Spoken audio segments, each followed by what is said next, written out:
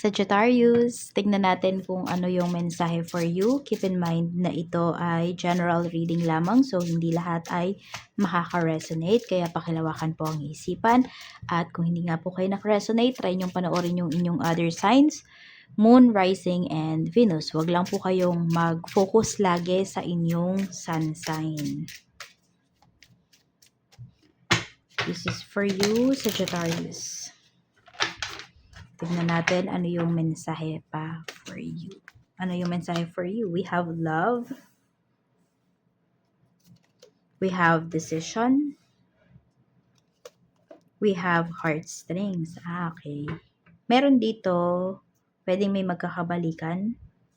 Magkakaroon na ng relationship. And for some of you po, may ex dito na hindi pa nakaka-move forward sa'yo. Tignan natin.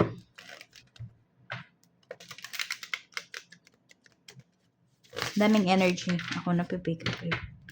Pero, yan. Tignan muna natin ha. Ano yung love na to? Kung di pa po kayo nakasubscribe, please subscribe dito sa ating channel. Para lagi po kayong updated every time na meron tayong uploads. At ito yung nalaglag na card natin. We have Queen of Swords and we have Nine of Pentacles. So, for some of you, byuda or byudo ba kayo? At mayroon kayong karelasyon ngayon. Ano po? Ito or single mom, single dad, pwede rin. Kasi may someone dito na nagbibigay talaga ng sense of security sa inyo. So kung may karelasyon po kayo, whether ano man yung status ninyo before, tanggap na tanggap kayo ng tao na to. Kaya lang nag-overthink yung iba sa inyo. Iniisip nyo, totoo kaya yung tao na to sa akin? So yes po. Tignan natin ano tong decision na to. Two of Cups, sa relationship din. May tumututol ka agad sa inyong relasyon. Kaya din siguro napapatanong kayo kung sigurado na ba yung taong to sa'yo? Seryoso ba talaga siya? Ayun ang pinapakita rito. Tignan pa natin. We have the Emperor. Yan, so totoo naman po talaga, seryoso naman talaga yung taong yun sa inyo. Tingnan natin. Pero kung nagdadalawang isip kayo,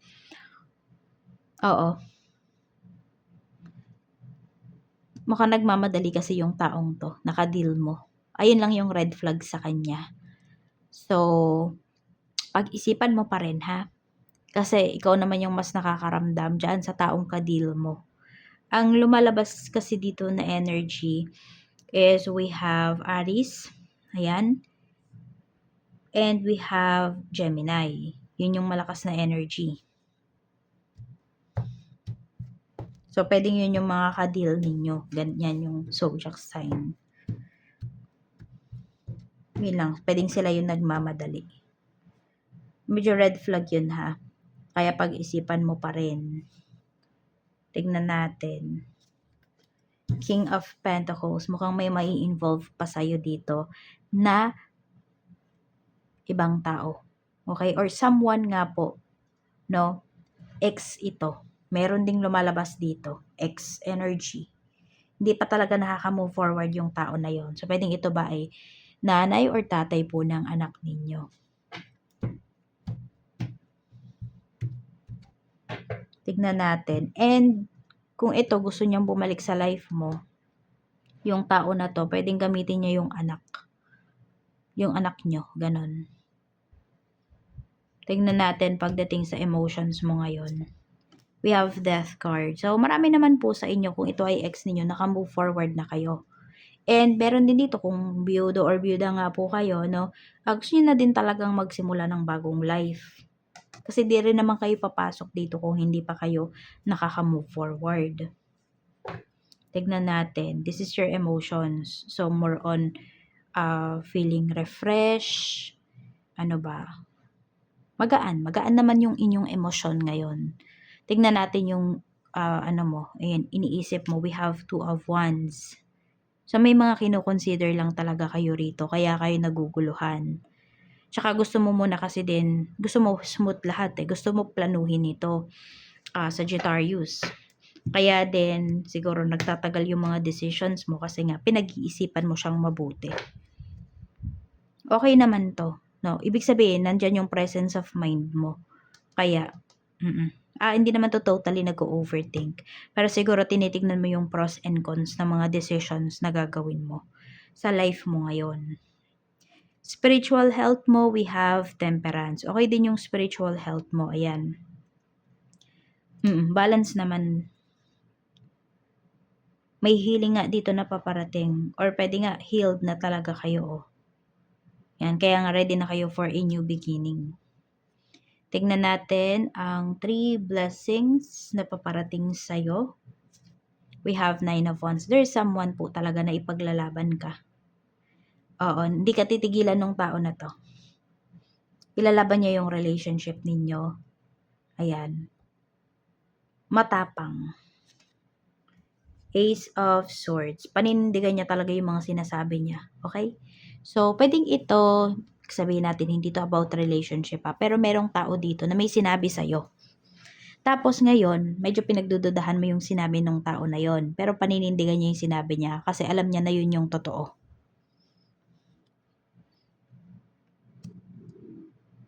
So, ito, masasabi natin kung kaibigan mo to, maaasahan mo talaga yung kaibigan mo na to. Kasi, pagtatanggol ka talaga niya at sasabihin niya sa'yo yung totoo, whether masaktan ka, ganyan. We have 5 of Cups. Kung meron pong nakunan dito, okay, or there's someone po, no, yun nga, may byuda or byudo. Tignan natin. Okay, peaceful na po yung namaalam na asawa or kung may nakunan nga po rito, no. Peaceful na yung kanilang energy or more on basta may namaalam dito na mahal ninyo sa buhay. Yun ang pinapakita at peace na kumbaga. So wag na po kayo daw masyadong malungkot. Yes, and enjoy your life. Kung saan ka daw sasaya. Tignan natin. So, ayan, may energy from spirit na pinapakita dito. Ayan, paling yung natin pasensya na.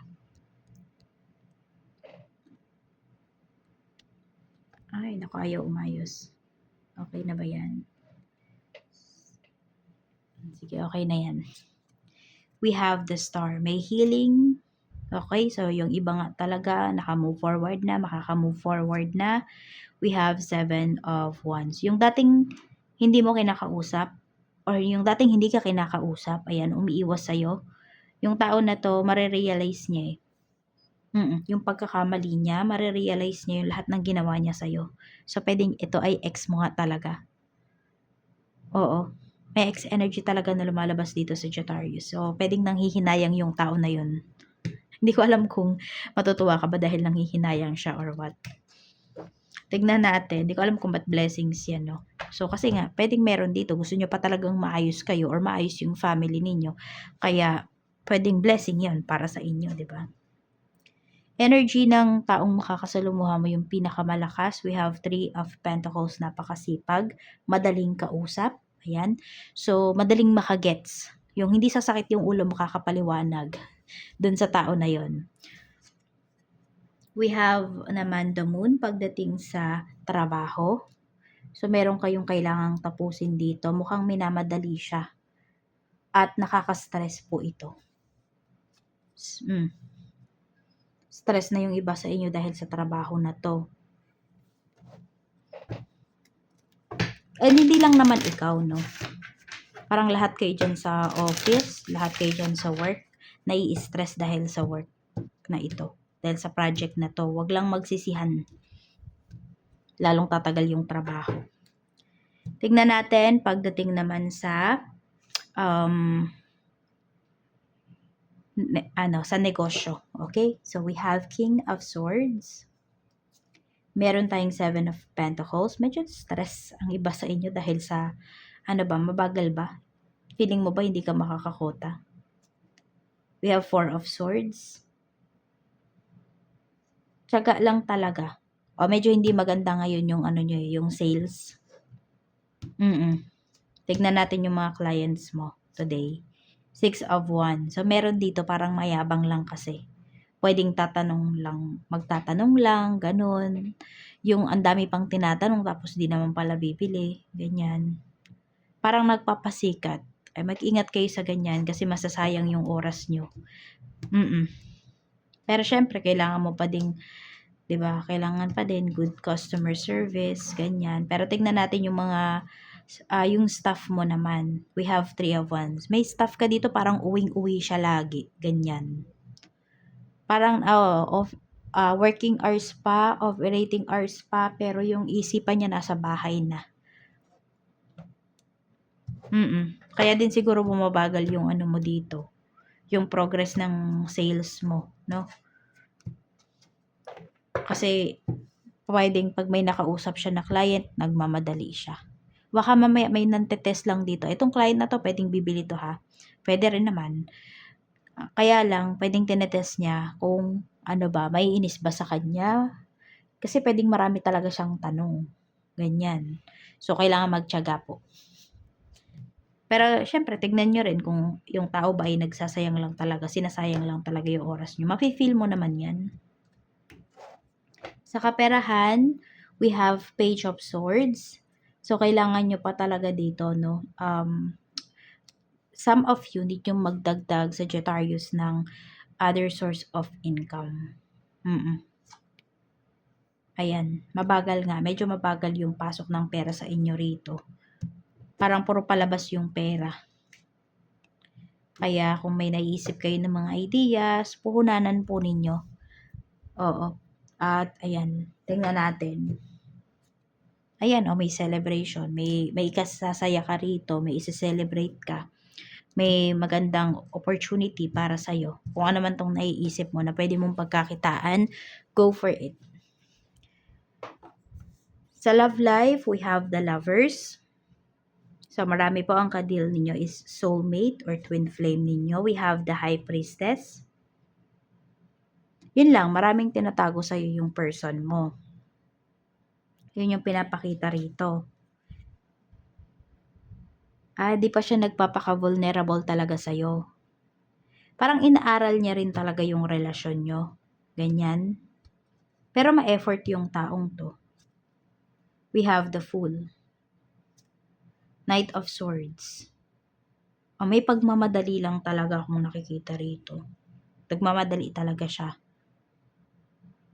So, alam mo yun, parang gusto ka na niyang i-cornerin, ganun. Para wala ka nang kawala.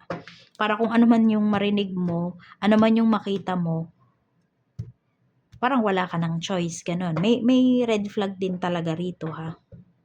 Tignan nyo. Pero meron nga dito, soulmate nyo naman yung ka-deal ninyo. So, pwedeng okay naman yung inyong energy together, and also pag may mga kinikwento ka or may kinikwento siya, mapapasabi ka na lang na bakit parehas tayo. Yan. 10 of Swords. Mukhang meron pa tong mga need i-heal from past. Ayan. Sige, ready ba siyang magbago for you? Tignan natin. 9 of Swords. Nahihirapan pero trying. So, kung yung pagiging mabilis niya na to, kaya mo tong slow down. Sabihin mo sa kanya directly. Hindi ka mo nagmamadali. Yes, open ka for a serious relationship but hindi ka nagmamadali. Sabihin mo sa kanya na gusto mo pa siyang kilalanin. Yan. Ready naman siya mag-sacrifice. Madami lang talaga siyang kailangang i-heal. Mukhang maraming traumas itong person na ito Tignan natin. More on ready lang talaga siya for a new beginning. Ready siya for a new beginning. Ikaw din naman, 'di ba? Kaya lang siya madami pa siyang dala-dala. Ikaw kasi yung pagiging ready mo for a new beginning is ready ka talaga. I mean, 'di ba? Naka-move forward ka na, ganyan. Siya hindi pa. May ganyang energy na pinapakita rito sa atin. Ano pa yung mensahe for you? We have flowers. Working with flowers, open your heart opens your heart and brings blessings to others through your life purpose.